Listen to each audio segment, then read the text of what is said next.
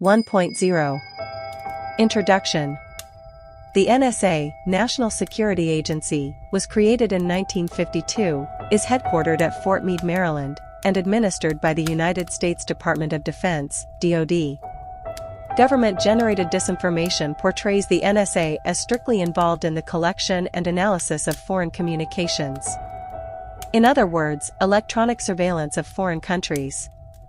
Although specifically barred from domestic surveillance of American citizens by the Foreign Intelligence Surveillance Act, FISA, of 1978, the NSA has recently admitted to limited spying on American citizens. If this were the limit of NSA transgressions, the essay you're about to read would not be necessary. Sadly, the NSA is engaged in illegal activities that make electronic eavesdropping on American citizens seem almost trivial by comparison. Over the years, there have been a number of newspaper articles and other media reports claiming American intelligence agencies have tried to use individuals with psychic abilities to spy on other nations. The most widely publicized being Project Stargate. In every instance, the intelligence agencies have claimed these efforts were a failure and terminated the project. But consider for a moment. How often does the CIA, NSA, or DIA openly admit to failure? Especially in connection to some new espionage technique. What better way to deflect public scrutiny away from some topic or secret project than to announce that after spending millions of dollars, no useful results were obtained? The American government has a long history of using such misdirection ploys to hide its covert activities. In point of fact, the American government has a very successful psychic espionage/warfare program. It was initiated shortly after World War II, has been operational since the early 1950s, and is administered by the NSA. The primary motivation for keeping this program so highly classified, secret, concerns the appalling nature of how these psychics are created, trained, and deployed.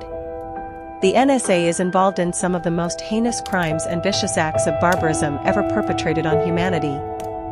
Even the monstrous autocracies committed by World War II Nazi war criminals pale in comparison to the crimes of the NSA. This document concerns itself with nothing less than the wholesale medical experimentation, torture and outright murder of American children, some less than 6 years old. The rationale behind these despicable acts? To create a secret slave army of government-controlled super psychics, which at present number in the tens of thousands. Both men and women of this vast psychic army live and die at the whims of DNI, Director of National Intelligence, and NSA, National Command Authority. It's ironic that Nazi biologists and doctors involved in human experimentation relocated to America in the aftermath of World War II, under Operation Paperclip, were the precursors responsible for this foul excursion into the darkest corners of evil and depravity. Lastly, a weaker psychic that does manage to escape his or her handlers will be far less dangerous to apprehend once the psychoactive drugs wear off. In summary, the use of psychotronics solved all three problem areas listed above and facilitated continued expansion of the psychic warfare program. Another interesting aspect of psychotronics concerns what can be influenced through a psychotronics channel. At the present state of technology, only living things, plants, animals, humans, etc., can be influenced through a psychotronics channel. Influencing inanimate matter, telekinesis, pyrokinesis, electrokinesis, etc., still requires the psychic to be located within a few miles of the intended target. As a side note, Harold Puthoff, National Security Agency 1960 to 1963, was one of the more notable contributors to the field of psychotronics. See Puthoff H and Tar-Gar, a perceptual channel for information transfer over kilometer distances, historical perspective and recent research, Proceedings of the IEEE, Volume 64, Number 3, pp 329 to 354, March 1976. However, it is the author's opinion that some of this IEEE paper and his 1970s SRI research were disinformation intended to draw attention away from his earlier work at the NSA. 1.2.1 The Black Hole. Its official name is classified, but those who work and live there simply call it the black hole. Located within the sprawling 100 square mile confines of Marine Base Quantico, the black hole complex consists of a multi-story black glass building, reminiscent of NSA headquarters building at Fort Meade, MD, several separate underground dormitories, capable of accommodating several thousand psychics, plus their chaperones, and a number of above-ground support structures, including barracks for a marine security contingent, several dormitories for psychic handlers, a multi-bed infirmary, and most surprisingly, an on-site crematorium. The last is necessary because even with the extreme security measures taken to ensure absolute control over the psychics, there are still a significant number of, shall we call them accidents. 1.1.2. It seems the black hole is deserving of its name, since many who go in, never come out.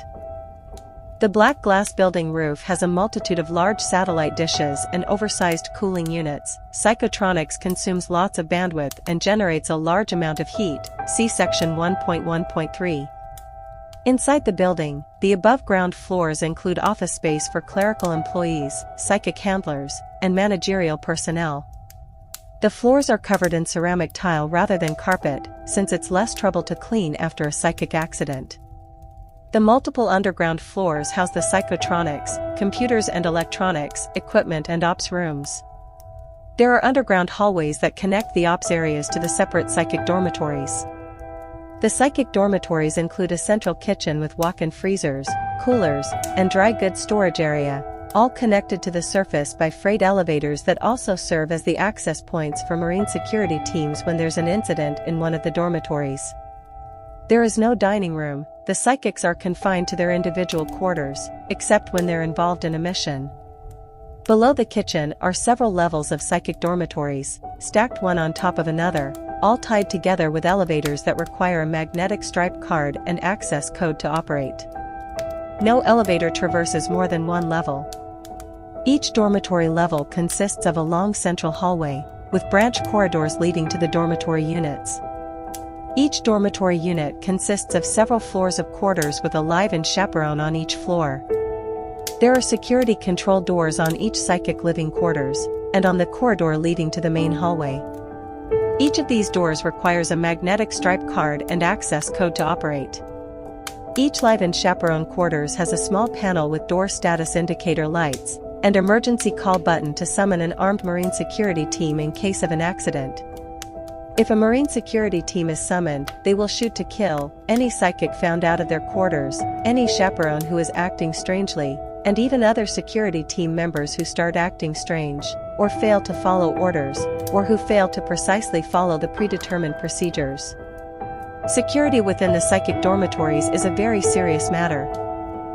Each psychic quarters consists of a living room, bedroom, bathroom with shower, and a kitchenette. The living room has an access-controlled TV. The TV is not used for entertainment.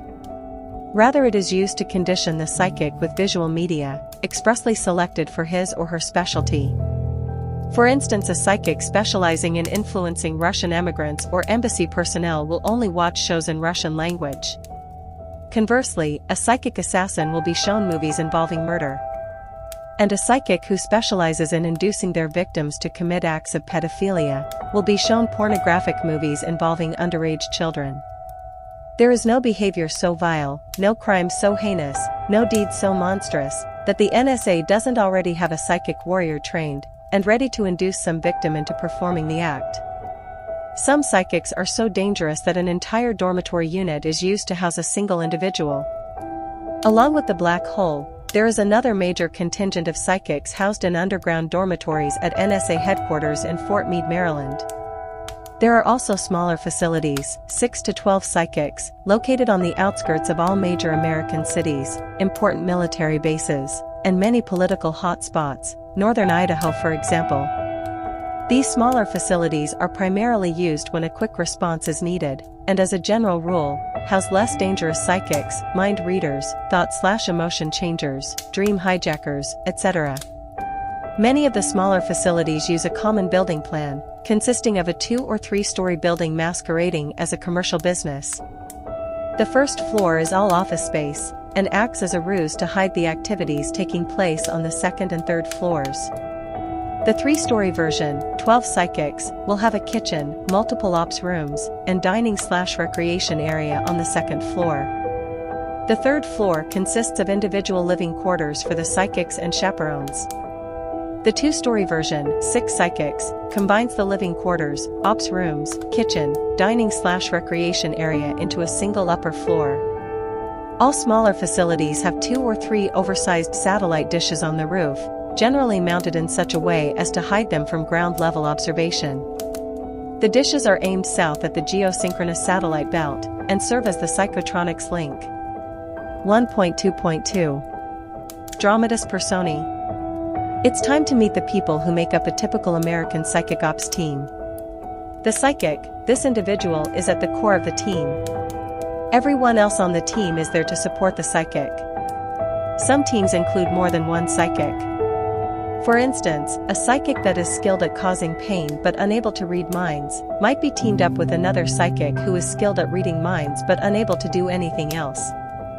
Another useful team consists of one psychic who is able to kill a target, and one, or more, psychics with defensive skills, able to shield the attacker from pain. These teams are used to attack targets that are protected by other psychics. The mission coordinator, always male, and sometimes referred to as the suit because of his clothing.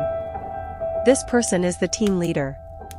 He receives mission orders from his superiors, organizes the mission, and selects the appropriate psychics to carry out the operation. He also does the post-mission paperwork, and reports mission results back to his superiors. Like the psychics, the suit has also undergone trauma-based programming, 3.2.1a. He carries a concealed handgun, with silencer, and is programmed, hardwired, to kill the psychic and then himself, if he feels any intrusion into his mind. For security reasons, psychics are trained never to look at the face of the suit. The biomedical technician, also known as the biotech. This team member sits next to, and monitors the psychic warrior. The biotech also administers the psychoactive drugs used to boost the psychic's mental abilities. Many biotechs flunked out of medical school or served as field medics in the army.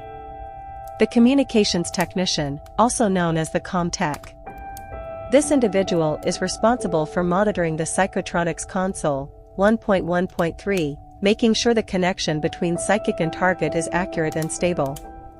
A sizable number of comtechs are convicted computer hackers. While the psychics and suits live on-site, techs are civilian contractors and commute to work. 1.2.3 A day in the life. Following a psychic through a typical day will prove useful in understanding what it's like to be one of America's new breed of frontline sodders.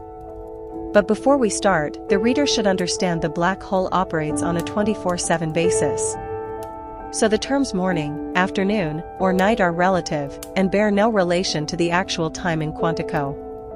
NSA psychics live in an underground maze of rooms, elevators, and hallways, 1.2.1, never seeing the light of day. Morning starts with a visit from the chaperone, who administers a stimulant drug injection to counteract the sedative, administered by injection just before bedtime, the night before.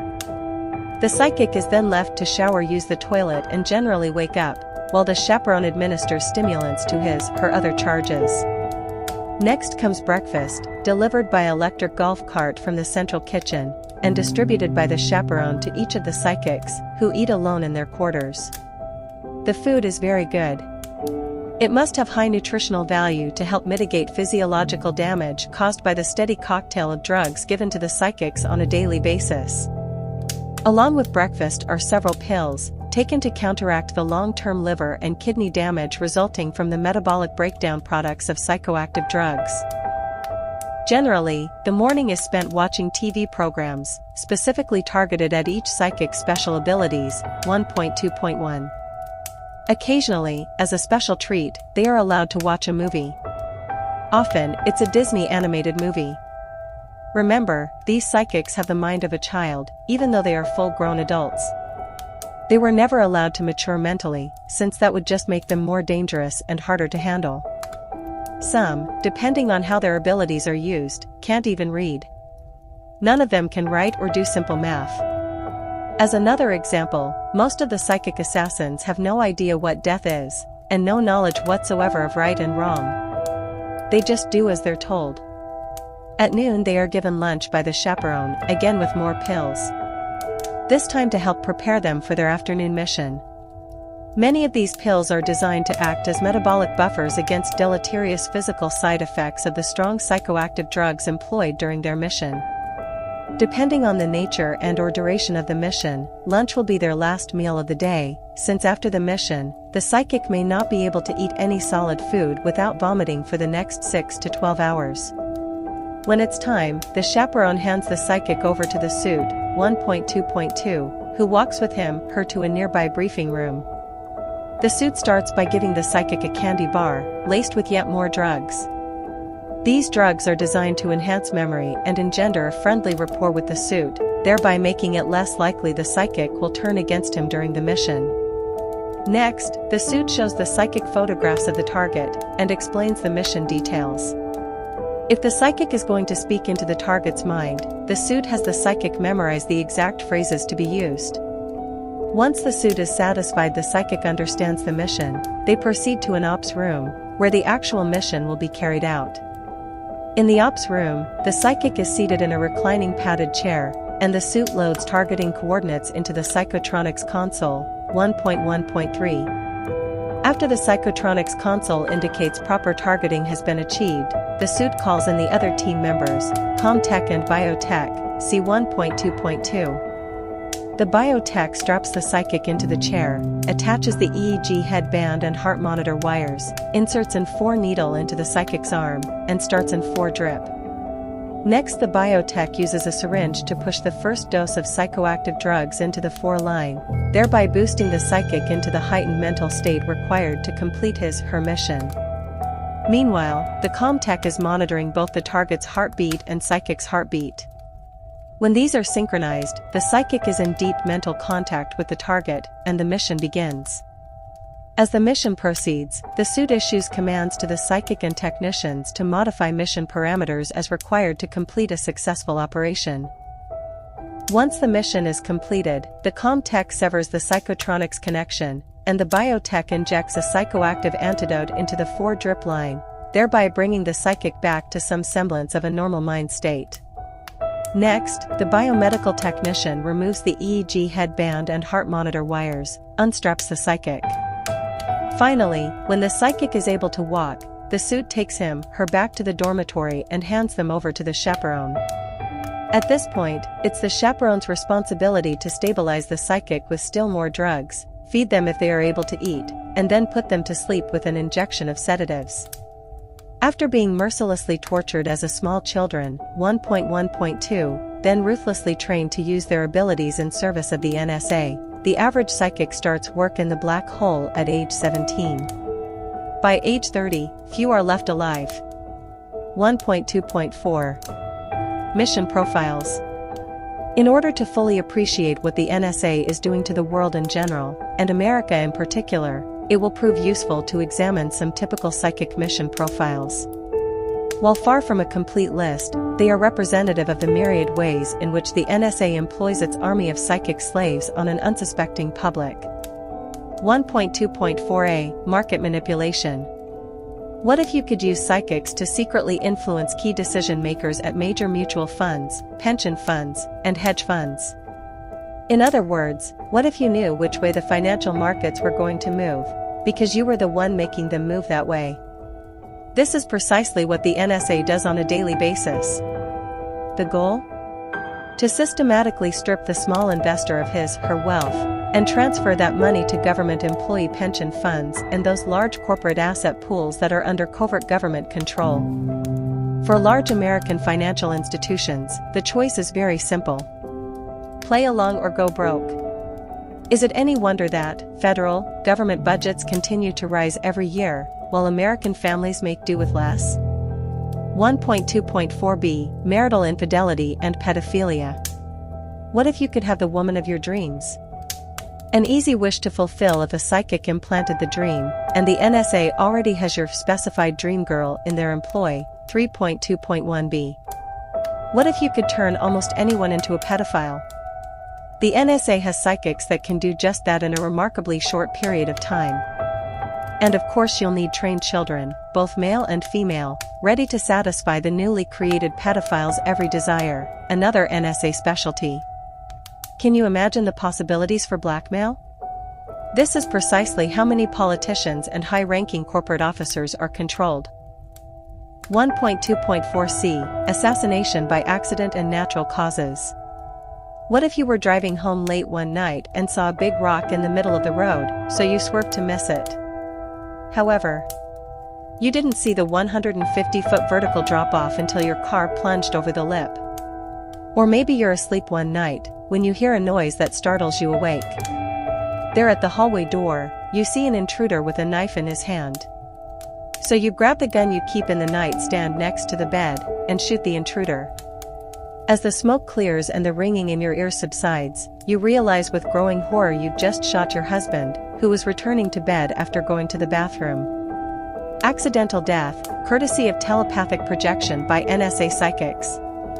Is death by heart attack, burst aneurysm, of cerebral hemorrhage a natural cause? Not if NSA psychics influence your heart rate, blood pressure, or vascular dilatation. 1.2.4d Tainted food supplies and E. coli outbreaks. Natural food sources such as meats and vegetables are not entirely free of bacterial contamination. Rather, bacterial contamination of food is minimized through a combination of techniques, including proper washing, handling, and packaging to preclude any cross-contamination from other bacterial sources, and refrigeration to inhibit further growth of native bacteria already present within the food. In this manner, bacterial contamination levels in foods are maintained at sufficiently low levels as to pose a minimal risk to healthy individuals. Suppose a team of psychics, adept at pyrokinesis, ability to manipulate heat and fire, used their ability to raise the temperature within a batch of processed meat, such as hamburger, thereby allowing the native bacteria to resume growing and dividing for a period of several days. In this way, NSA-controlled psychics are able to create widespread outbreaks of foodborne illness, on command, and with complete impunity. 1.2.4e Manipulating the foreign policy of other nations. There can be little doubt that American military leadership would like nothing better than a full-scale invasion of Iran. However, they need a pretext, excuse, to justify their actions. At present, the continued enrichment of uranium, supposedly for use in civilian nuclear power generation, is not sufficient provocation to justify a military invasion of Iran. Querying a former government psychic revealed the following tidbit of information. Q. Where are your parents? A. They died in auto accident. Then I went to live with my grandmother, but she also died. Q. What happened next? A lady took me and my sister Moni, short for Monica, to a place where men hurt us real bad. Q. What happened to Moni? A. They hurt her too much and she died. I miss her a lot. Q. What did they train you to do? A. Influence other people with my mind, and speak different languages. Q. What languages do you speak? A. Russian, Chinese, Japanese, French, Spanish, and Persian. Q. What sort of influencing did you do in Persian language? A. Hate America. Hate Jews. Hate Saudi Arabia. Blame Saudi Arabia. No doubt, when the sneak attack on American military forces finally happens, the president will label it as another day that will live in infamy. 1.3.1 Summary. The American government, ostensibly engaged protecting the lives and property of American citizens, is simultaneously and covertly stripping those very same citizens of their wealth, security, and freedom. To be blunt, the American government is using NSA-controlled psychics in a secret war against its own citizenry. The ultimate goal being to turn every single man, woman, and child living in America into a government-controlled slave laborer. It has taken 50-plus years, but the transformation of America from a bastion of freedom and democracy into a vast slave labor camp spanning an entire continent is almost complete. Slavery does not require guards with guns, or cells with bars, or even awareness of enslavement. If you can build a prison for the mind.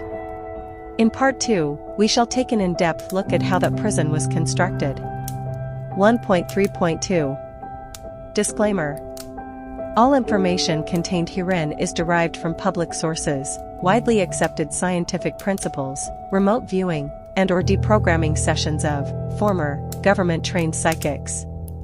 The author has no written or verbal agreement with any governmental agency forbidding disclosure of the information contained herein. In disclosing this information, the author is exercising his right to free speech as a private citizen of the United States of America. End. National Security Agency, NSA, Part 1.